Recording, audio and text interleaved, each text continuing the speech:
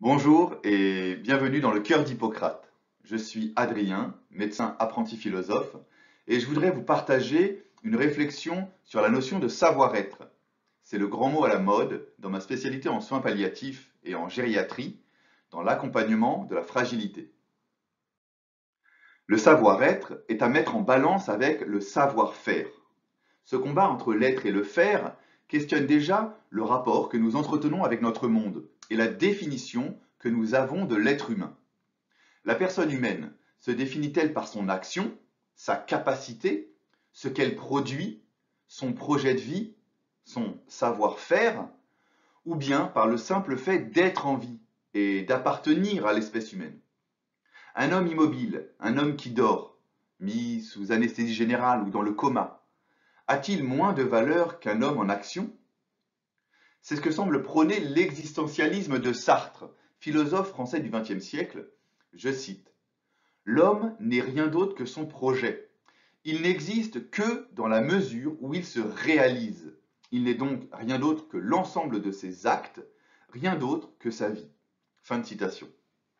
Ici, vie humaine égale acte, action, projet. Il avance également, je cite, l'existence précède l'essence. Pour rappel, le concept d'essence, du verbe latin esse, être, désigne ce que la chose est en soi, par opposition au concept d'existence qui définit l'acte d'exister. Pour Sartre et Simone de Beauvoir, l'homme se définit par ses actions, son projet. Ces mouvements d'existence forgent l'essence de l'homme.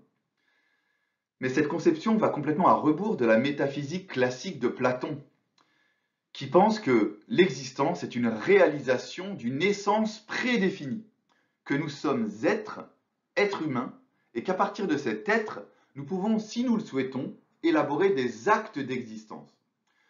De même pour Descartes et son cogito ergo sum, je pense donc je suis, il me suffit simplement de pouvoir penser pour exister et non d'agir pour exister.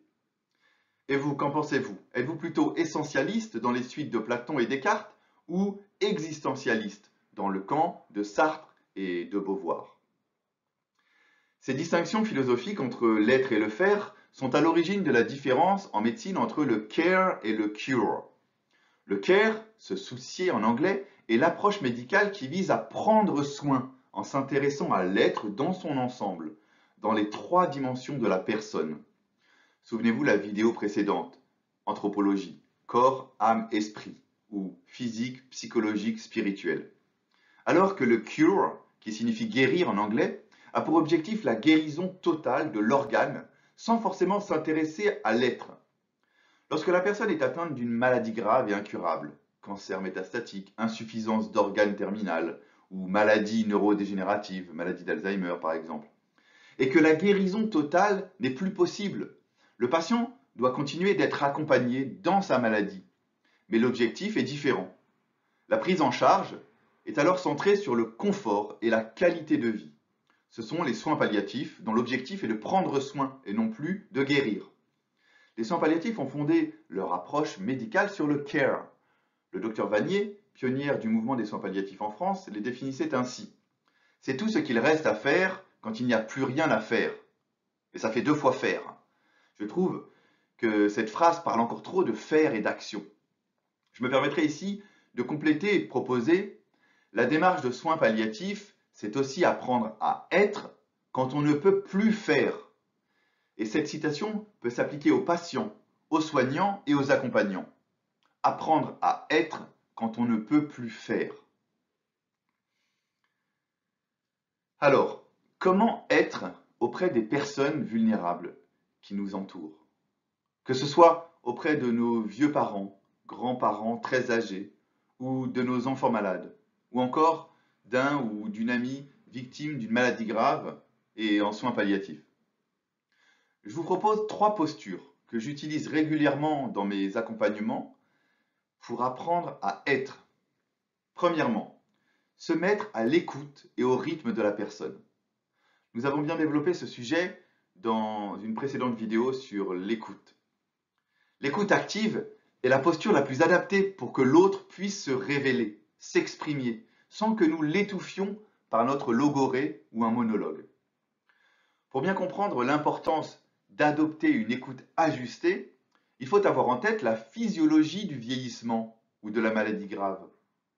Le vieillissement induit progressivement une fragilité, entraînant une diminution des capacités de la personne, un ralentissement psychomoteur, ralentissement de son psychisme, ralentissement de ses possibilités de mouvement, de ses possibilités d'action, une décélération du rythme de vie et un mouvement de recentrement, d'intériorisation.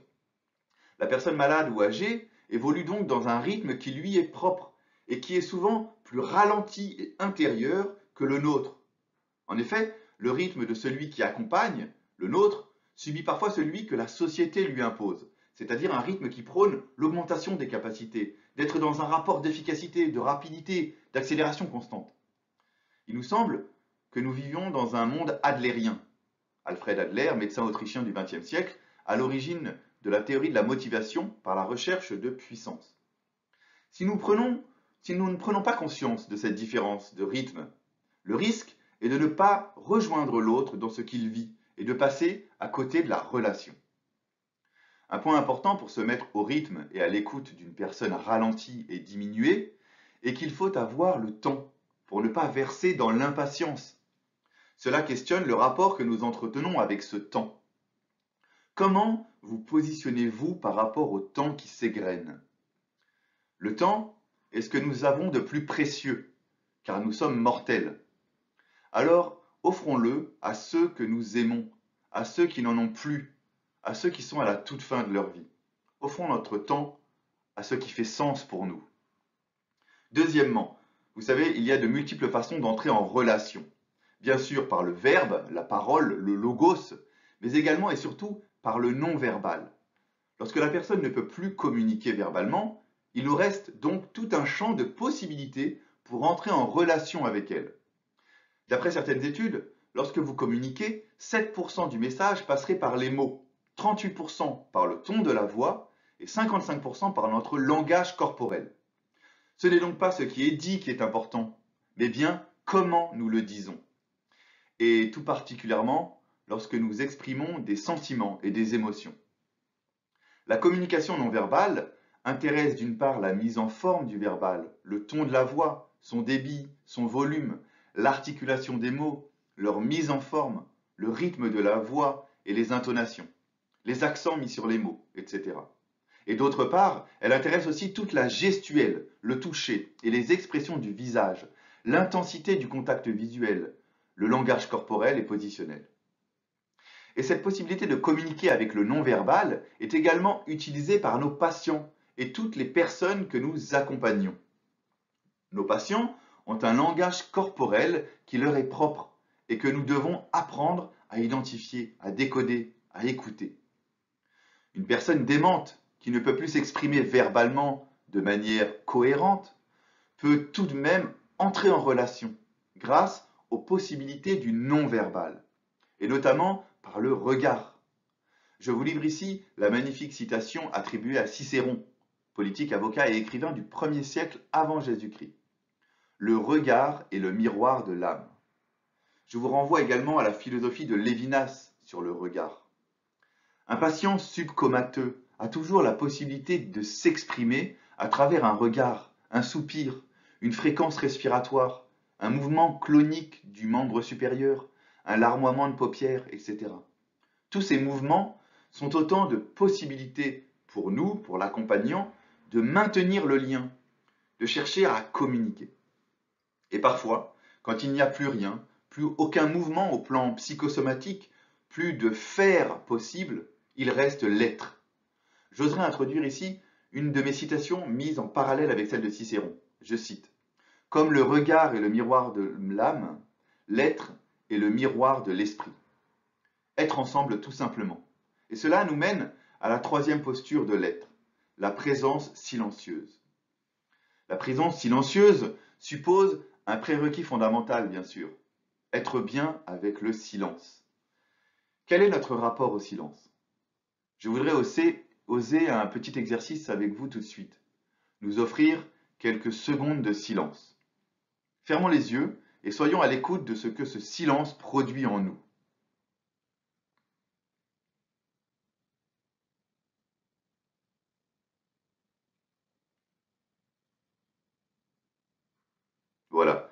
Certains d'entre nous ont peut-être vécu ce silence dans l'angoisse, perçu ce silence comme un vide à combler le plus rapidement possible, par un bruit, une parole ou une action, ou de meubler par le faire.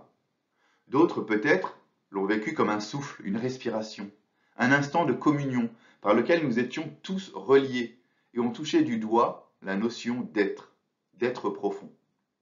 Paul Valéry, écrivain, poète et philosophe français du XIXe siècle, nous a laissé une belle prose à ce sujet. Je cite: chaque atome de silence est la chance d'un fruit mûr.